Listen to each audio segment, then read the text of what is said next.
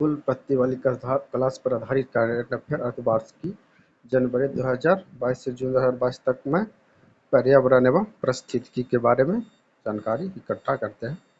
Great barrier reef जनवरी 2022 में Australia के जलवायु से प्रभावित ग्रेट बैरियर रीफ की रक्षा के लिए नई योजना लॉन्च की गई थी। ऑस्ट्रेलिया सरकार ने ग्रेट बैरियर रीफ की सुरक्षा के लिए $700 मिलियन का पैकेज लॉन्च किया ताकि कोरल के विशाल नेटवर्क को यूनेस्को के विश्व विरासत सूची से हटाए जाने की रोका जा सके। यह योजना रीफ को यूनेस्को के खतरे में सूची में रखे जाने से बचने में मदद करेगी। रीफ प्लान विश्व 50 जब जब संयुक्त राष्ट्र ने वर्ष 2015 में रीफ की विश्व धरोहर सूची को डाउनग्रेड करने की चेतावनी दी थी, तो ऑस्ट्रेलिया ने रीफ विश्व 50 योजना बनाई और सुरक्षा में अरबों डॉलर का निवेश किया था। इन उपायों ने रीफ में गिरावट की गति को कम करने का प्रयास किया, परंतु अधिकांश रीफ सिस्टम पहले ही क्षतिग्रस्त हो चुके हैं। ग्रेट बैरियर रीफ ऑस्ट्रेलिया के पूर्वी तट पर स्थित ग्रेट बैरियर रीफ विश्व की सबसे बड़ी और प्रमुख अवरोधक प्रवाल भित्ति है। यह ऑस्ट्रेलिया के क्वींसलैंड के उत्तरी पूर्वी तट में मरीन पार्क के समानांतर 1400 मील तक फैली हुई, जिसकी चौड़ाई 10 से 90 मील तक है। यह विश्व का सबसे व्यापक और समृद्ध प्रवाल भित्ति है। पारिस्थितिकी तंत्र में जो कि 2900 से अधिक भित्तियों और 900 से अधिक द्वीपों से मिलकर बना है। इसे बाह्य अंतरिक्ष से देखा जा सकता है, जो कि जीवों द्वारा बनाई गई विश्व की सबसे बड़ी एकल संरचना है। इसे वर्ष 1981 में विश्व धरोहर के स्थल के रूप में चुना गया। प्रवाल भित्ति कोरल रीफ वैज्ञानिकों द्वारा ताहिती के तट के साथ प्राचीन प्रवाल भित्ति की खोज की गई। यह रीफ 2 मील लंबी और मानव जाति गतिविधियों तथा जलवायु परिवर्तन से अप्रभावित है। इस कोरल रीफ की खोज एक गोता अभियान के दौरान की गई, जो कि यूनेस्को द्वारा समर्थित था। कोरल रीफ की खोज 100 फीट से 210 फीट की गहराई पर की गई। यह कोरल रीफ मेसोपोटामिया क्षेत्र में है, जो कि सबसे गहरा वह क्षेत्र है जहां तक सूरज का प्रकाश प्रवेश कर पाता है।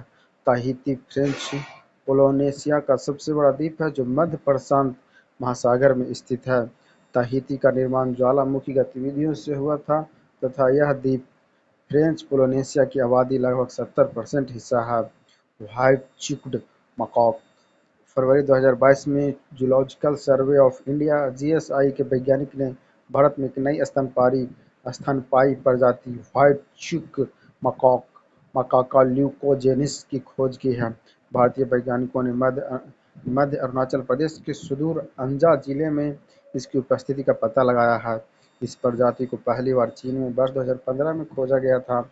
नवीनतम खोज से भारत में स्तनपायी जानवरों की संख्या 437 से 438 हो गई। यह प्रजाति भारत के वन्य जीव संरक्षण अधिनियम द्वारा संरक्षित नहीं है, क्योंकि अब तक यह ज्ञात नहीं था कि प्रजाति भारत में मौजूद है। व्हाइट-चिक मकॉक के गाल सफेद तथा गर्दन पर लंबे और घने बाल होते हैं। लंबी पूंछ वाला यह स्तनपायी अन्य मैकॉक से काफी अलग है। यह दक्षिण पूर्व एशिया में खोजा गया अंतिम स्तनपायी है। अरुणाचल मकॉक और व्हाइट-चिक मकॉक दोनों पूर्वी हिमाचल में एक जैव विविधता वाले हॉट स्पॉट में मौजूद हैं। होयसला मंदिर 31 जनवरी 2022 को कर्नाटक के बेलूर, हलेबीड और सोमनाथपुरा के होयसला मंदिर से वर्ष 2022-23 के विश्व विरासत सूची के लिए भारतीय नामांकन के तौर पर शामिल किया गया। होयसला के पवित्र स्मारक 15 अप्रैल 2014 से यूनेस्को की संभावित सूची में है, जो कि भारत की समृद्ध ऐतिहासिक और सांस्कृतिक विरासत के प्रतीक है। यूनेस्को में भारत के अस्थायी प्रतिनिधि विशाल बी शर्मा ने औपचारिक रूप से होयसला मंदिरों का नामांकन यूनेस्को के विश्व धरोहर निदेशक लाजारे एलोलॉन्डो को सौंपा। 12वीं शताब्दी में निर्मित होयसला मंदिर भारतीय पुरातत्व सर्वेक्षण का एक स्मारक है। होयसला वास्तुकला 11वीं एवं 14वीं शताब्दी के बीच होयसला साम्राज्य के अंतर्गत विकसित एक शैली है, जो ज्यादातर कर्नाटक के दक्षिण क्षेत्र में विस्तृत है। होयसला मंदिर हाइब्रिड या बेसर शैली के अंतर्गत आते हैं, क्योंकि उनकी अनूठी शैली न तो पूरी तरह से द्रविड़ है और न ही नागर है। होयसला मंदिरों में खंभे वाले हॉल के साथ एक साधारण आंतरिक कक्ष के बजाय केंद्रीय स्तंभ वाले हॉल के चारों ओर समूह में कोई मंदिर शामिल होते हैं। यह संपूर्ण संरचना एक जटिल डिजाइन वाले तारे के आकार में होती है।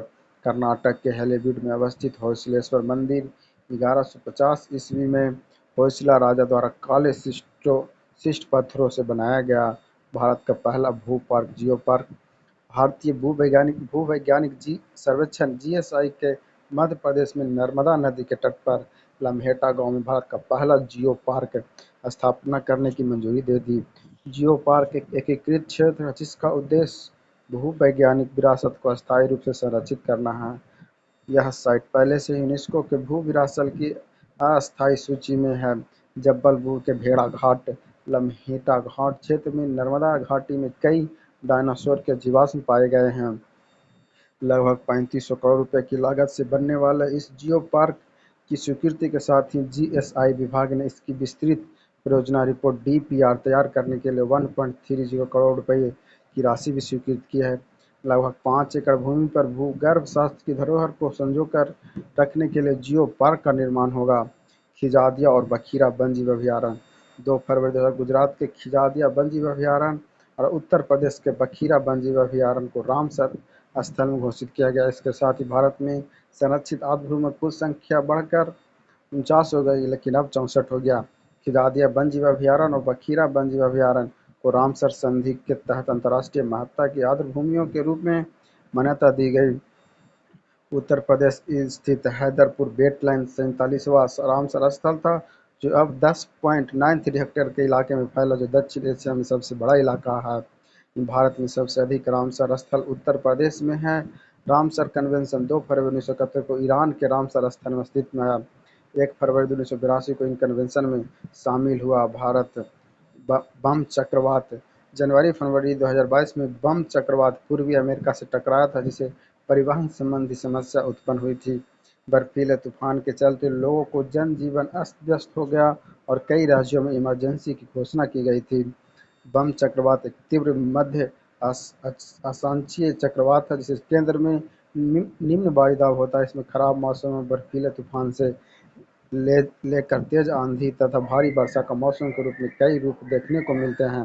बम चक्रवात का पूर्वानुमानकर्ताओं द्वारा हाई अलर्ट पर रखा जाता है क्योंकि यह अत्यधिक हानिकारक प्रभाव उत्पन्न करता है।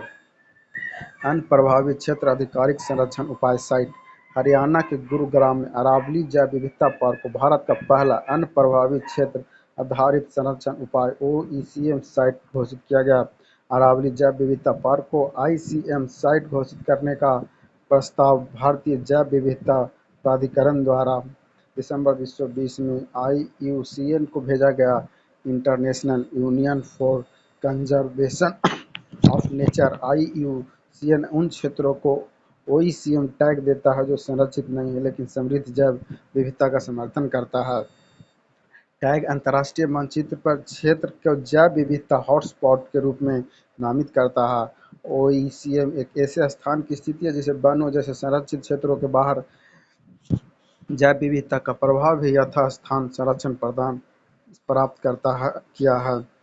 मांझी वसुंधरा अभियान संयुक्त राष्ट्र पर्यावरण कार्यक्रम यूएनईपी ने सतत विकास के ऊर्जा और पर्यावरण आयामों के संबंध में एक पहल मांझी वसुंधरा अभियान का समर्थन करने के लिए महाराष्ट्र सरकार के साथ एक समझौता ज्ञापन पर हस्ताक्षर किए हैं।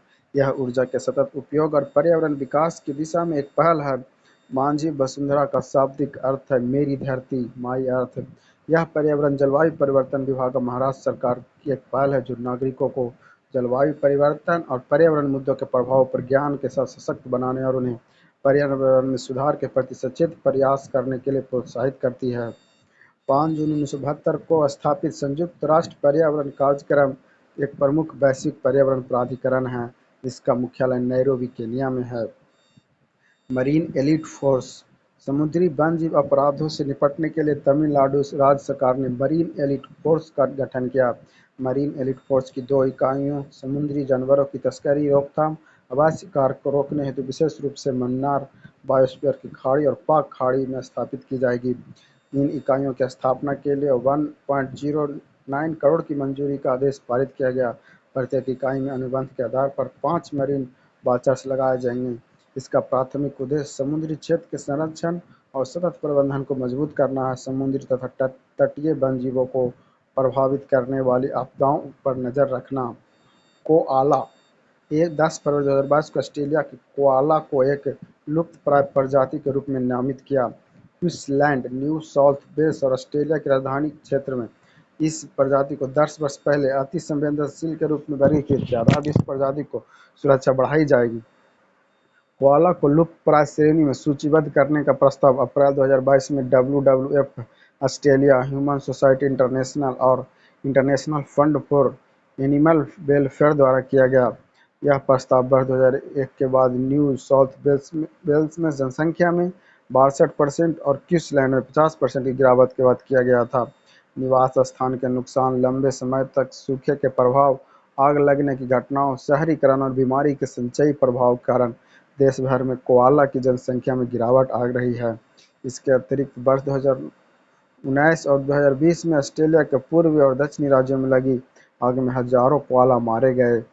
2 नए भूवैज्ञानिक विरासत स्थल। भारतीय भूवैज्ञानिक सर्वेक्षण (जीएसआई) ने भारतीय हिमालयी क्षेत्रों में 2 भूवैज्ञानिक विरासत स्थलों की पहचान की। इसके तहत शिवालिक जीवाश्म उद्यान हिमाचल प्रदेश और स्ट्रोमेटोलाइट बेयरिंग डोलामाइट बक्सा फॉर्मेशन के चूना पत्थर सिक्किम की पहचान की गई। इन दो स्थलों को शामिल करने से भारत में अब 34 भूवैज्ञानिक विरासत स्थल हो गए हैं। इससे पहले जीएसआई ने भू पर्यटन को बढ़ावा देने के लिए पूर्वोत्तर में कुछ भूवैज्ञानिक स्थलों की पहचान की थी। सुकुम्बा बांध। उत्तर प्रदेश के झांसी में बेतवा नदी पर स्थित करीब 112 वर्ष पुराने सुकुम्बा बांध को international commission on irrigation and drainage द्वारा वर्ल्ड हेरिटेज इरिगेशन कैटेगरी में चुना गया है। पिछले बार आईसीआरडी ने विश्व की सबसे पुरानी बेहतरीन सिंचाई परियोजनाओं को चिन्हित करने की कवायद शुरू की है। ऐसे में केंद्रीय जल आयोग द्वारा उत्तर प्रदेश में सुकुम्बा बांध का नाम भेजा गया था। बांध की संरचना बेतवा नदी पर स्थित। यह बांध 1909 में बनाया गया। उसके बाद से लेकर अब तक इसकी संरचना में कोई बदलाव नहीं हुई। इसी आधार पर इसे बेहतरीन संरचना के तौर पर चुना गया। केंद्रीय जल आयोग ने गत वर्ष अगस्त में इसके नाम की सिफारिश की थी। अब इन प्राचीन सिंचाई स्थल के वर्ल्ड हेरिटेज इरिगेशन कैटेगरी में जुड़ने से झांसी में पर्यटन को बढ़ावा मिलने की संभावना है। Subscribe my channel.